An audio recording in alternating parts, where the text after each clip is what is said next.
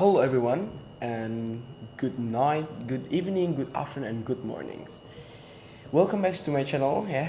Long time ago kita nggak ketemu lagi ya. Dari tahun berapa ya sudah nggak terakhir kali aku bikin konten. And today ya tanggal 13 ya di bulan Desember ini tahun 2025 aku mulai lagi untuk make a content ya. I hope aku come back to YouTube ini untuk menjadi suatu pembelajaran dan historical for my portfolio.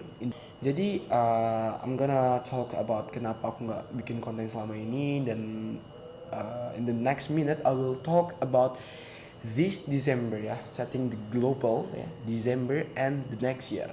Aku bakal ngomongin tentang economics di bulan Desember atau ya secara keseluruhan di tahun 2025, dan juga untuk apa poin di 2026.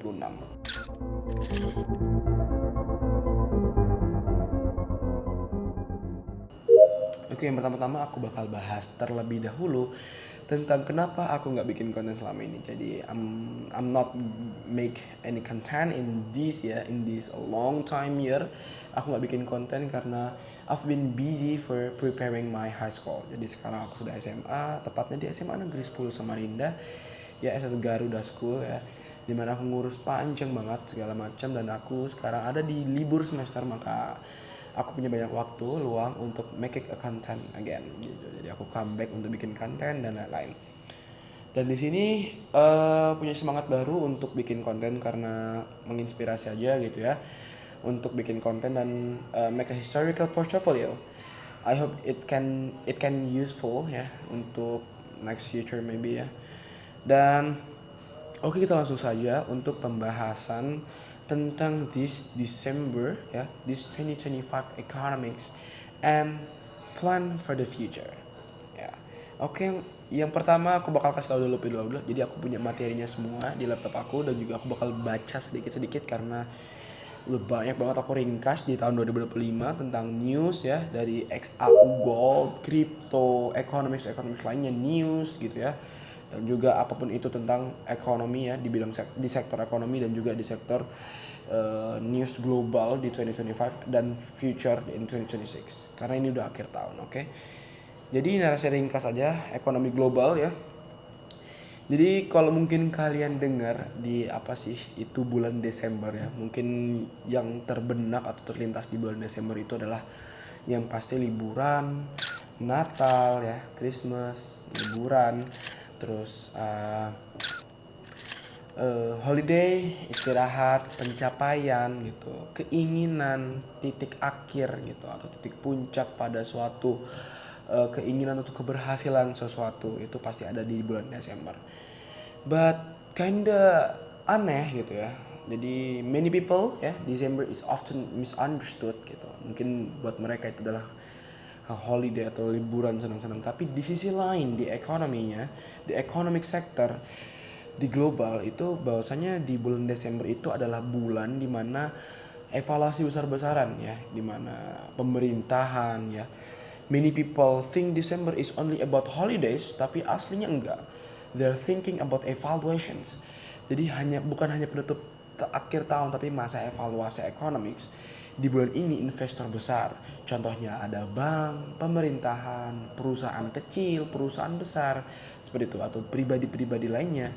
Mereka membuat evaluating system yang besar-besaran di bulan Desember ini. Kenapa? Karena mereka akan mengevaluasi target-target mereka pada tahun 2025 gitu. Di awal Januari tahun ya, di tahun awal Januari mereka harusnya udah mempunyai plan. Ya. Plan mereka untuk tahun 2025 ini apa sih, seperti itu. Dan di tahun 2025 akhir, tepatnya di Desember ini, mereka pastinya sudah mengevaluasi apa yang mereka dapat. What did I get? Jadi apa yang sudah aku rasakan, apa yang sudah aku dapatkan sakit-sakitnya di tahun 2025 ini, dan apa yang sudah aku dapatkan secara enaknya di tahun 2025 ini. Jadi mereka udah pasti akan mendata ya, menevaluate apa yang udah mereka dapatkan di tahun 2025 ini, mencakup kebaikan atau keburukan itu sendiri.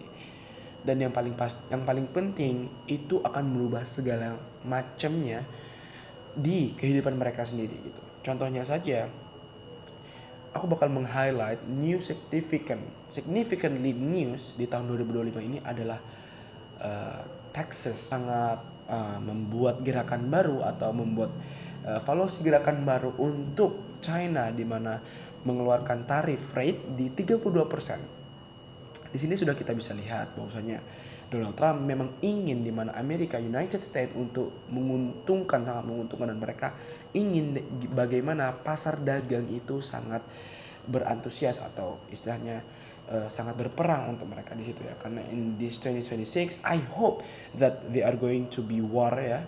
Mereka akan berperang, bukan berperang dalam hal negatif, maksudnya berperang untuk perdagangan mereka untuk habis-habisan. Karena in 2027 economics is going to be, oh my god, it's going to be technologies sistematiknya gitu ya, bakal mompa segala macamnya ya.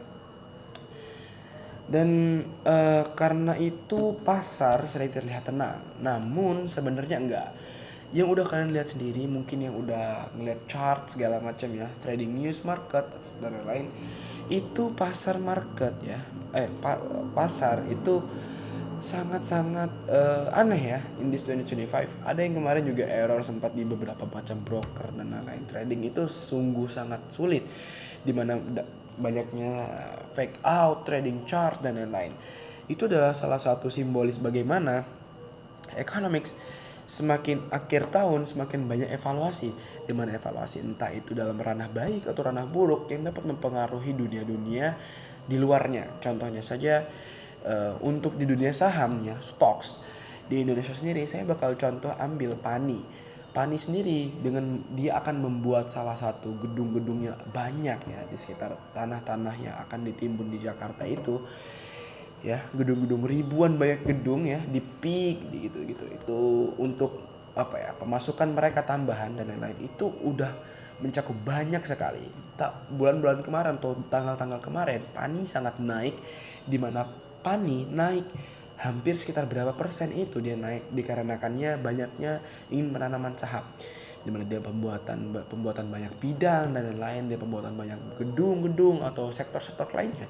Itu sudah salah satu penaikan seperti itu ya. Nah, pergerakan kripto di bulan Desember ini. Di bulan Desember, pasar kripto biasanya melambat. Volume transaksi menurun karena banyak investor mengamankan keuntungan dan menunggu arah kebijakan ekonomi.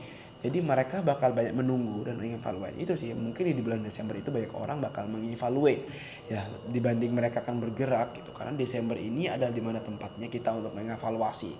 Oh, di 2025 ini aku udah terlalu banyak mengeluarkan uang budget segini ya, secara persentasenya sudah terlalu banyak, dan kita harus mengetakkan ini untuk menggunakannya setidaknya pendidikan kita, ilmu literasi finansial kita. Bahwasanya 2025 ini kita sudah melakukan 50% keuangan kita itu sangat baik gitu ya. Kita sudah melakukan tanam modal, investasi, jualan dan lain, bisnis financial. Dan di 2025 ini aku udah rugi banyak seperti itu. Jadi kita harus memodali dan kita harus melihat ya banyaknya tentang keekonomian kita seperti itu. Volume transaksi menurun karena banyak investor mengamankan keuntungan, yaitu tadi yang pertama. Terus yang kedua, kripto mengajarkan pentingnya memahami resiko. Itu. Jadi harus digarisbawahi bahwasanya kripto mengajarkan pentingnya memahami resiko. Risk, take a risk. Banyak orang mengatakan no risk, no Ferrari. Di situ suatu patah kata yang membuat semangat kita bahwasanya tidak ada resiko, tidak ada Ferrari. Namun di situ juga harus mengingat kita bahwasanya resiko yang terlalu besar juga tidak terlalu baik untuk kita. Kita harus takar berapa persentasenya. 3% resiko kita harus semakin banyak usaha kita pasti akan semakin banyak resikonya, dan oleh karena itu kita harus takar, kita harus balance di mana resiko dan usaha kita ya itu harus balance, persentase mereka harus sama-sama berdirinya seperti itu. Dan kondisi pasar saham di akhir tahun terlihat lebih stabil ya. Banyak penurunan harga terjadi karena pengambilan keuntungan dan penataan portofolio. Bukan karena perusahaan bermasalah, cuman disitulah investor berpengalaman fokus pada quality dan prospek jangka panjang, long term perspective, bukan pergerakan harga sesaat. Jadi investor besar ya, perusahaan besar, mereka menanamkan modal dan mereka mengskalakan bahwasanya bakal ada kualitas yang terbaik ya untuk kedepannya. Apakah uang mereka akan lebih banyak lagi tergulung ya di dalam suatu saham ini, atau mereka malah mendapatkan kerugian yang besar, kerugian bertahap seperti itu. Yang mereka inginkan adalah penanaman modal dan berlipat ganda seperti itu ya, untuk long term investment. Oleh karena itu long term investment itu sangat important, apalagi in 2026 ya. Sebenarnya kalau untuk kata terlambat itu enggak terlambat, karena tidak ada yang terlambat untuk dalam suatu kebaikan. Saya sendiri sudah menanamkan beberapa banyak investasi jangka panjang, contohnya di saham. Saya sudah meliputi banyak saham, contohnya seperti Adaro mungkin ya, ada di Bumi juga, sudah masuk di beberapa Bumi, dan juga ada di Pani, serta yang baru-baru ini saya beli adalah sahamnya Rilko. Yang saya akan beli setelah ini yaitu adalah Supa. Nah, Supa ini menurut saya adalah salah satu saham IPO yang bakal juga flying up. Banyak tokoh-tokoh yang udah besar, banyak tokoh-tokoh besar yang udah membahas tentang saham-saham yang akan IPO. Di situ investasi jangka panjang. Contohnya ada cryptocurrency, contohnya ada Bitcoin, Ethereum, Solana ya, Dogecoin atau semacam itulah. Cuman saya belum terlalu gerin banget untuk yang di cryptocurrency, contohnya di ETH, Solana dan lain-lain ada, tapi di spot. Untuk Bitcoin juga saya ada masuk dikit-dikit di future karena leverage yang terlalu tinggi, yang tidak terlalu mengkhawatirkan saya, di mana mungkin memang keuntungan yang besar namun kerugian juga bisa sangat besar.